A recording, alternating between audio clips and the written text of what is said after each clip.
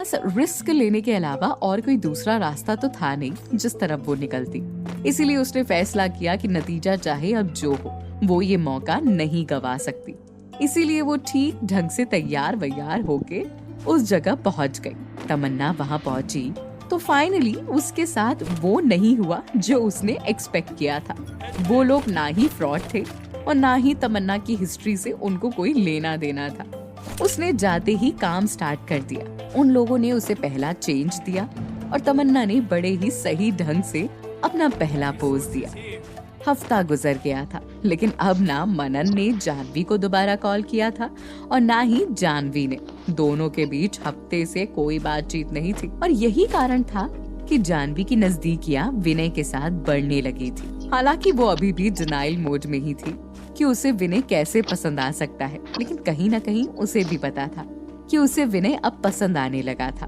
दोनों का मिलना जुलना भी अब काफी हद तक बढ़ गया था।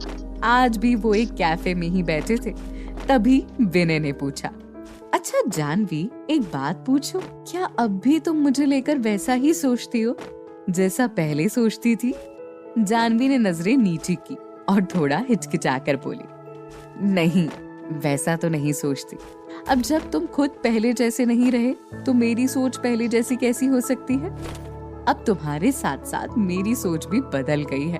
तो ये सोच और अच्छी हुई है या बुरी? जानवी ने घूर कर विनय को देखा और बोली, अब ज्यादा छेड़ो मत मुझे प्लीज। अरे छेड़ कहाँ रहा हूँ, मैं तो बस एक सवाल पूछ रहा हूँ ताकि मुझे तसल्ली मिले, ताकि मुझे ऐसा ना लगे कि मैंने जबरदस्ती तुम्हें अपने खूंटे से बांध रखा है। जानवी ने तड़ाक से कहा, विनय, मैं कोई अनपढ़ या कमजोर लड़की नहीं हूँ जो तुम्हारे किसी झांसे में आ जाऊंगी या तुम्हारी मनमानियां बर्दाश्त करके तुम्हारे साथ बैठी रहूंगी। अगर मैं तुम्हारे साथ बैठी हूँ इसका मतलब ये है कि मैं तुम्हारे साथ बैठना चाहती हूँ। जानवी का ये बोलना विनय के डाउट्स को क्लियर कर चुका था। अब तक की उसकी झिझक को मिटा चुका था, साथ ही उसकी हिम्मत को और बढ़ा चुका था।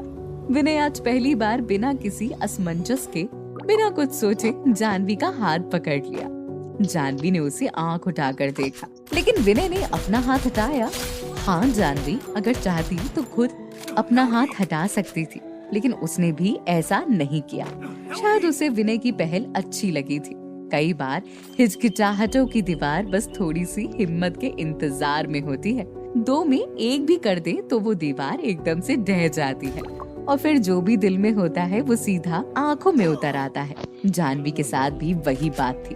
अब क्योंकि जानवी ने कभी भी विनय को रोमांटिकली ट्रीट नहीं किया था, इसीलिए ये बर्ताव एकदम से लाना उसके लिए काफी मुश्किल था। लेकिन विनय की इस पहल ने उसकी इस हिचकिचाहट को हटा दिया था।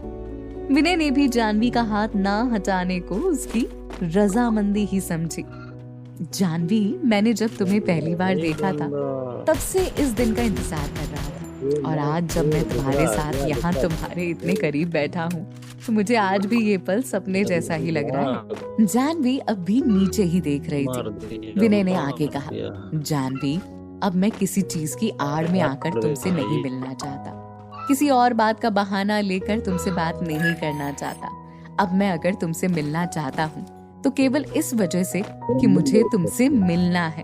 अब मैं तुम्हें कॉल करना चाहता हूँ तो इस वजह से क्योंकि मुझे तुमसे बात करनी है।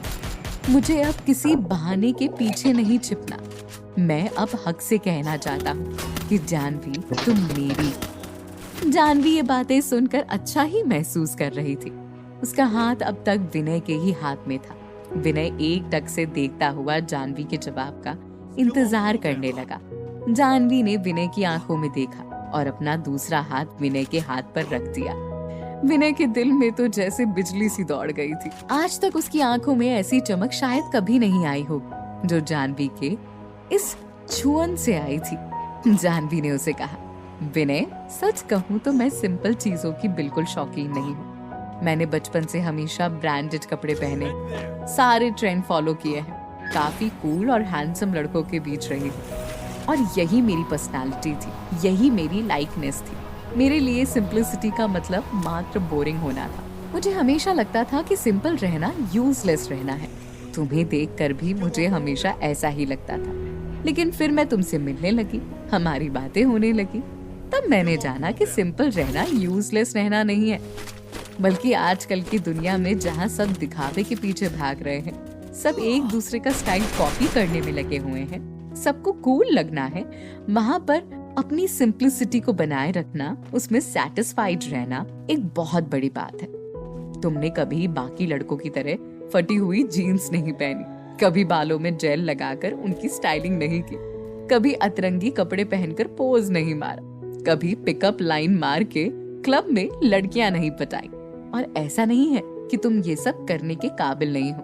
अब जब तुम जिम जाने लग गए, अब जब तुमने कपड़ों का स्टाइल बदल दिया, अपना हेयर स्टाइल बदल दिया है, तो मैं देख पा रही हूँ कि तुम वो सब कर सकते हो जो आजकल के लड़के करते हैं, लेकिन तुमने कभी नहीं किया।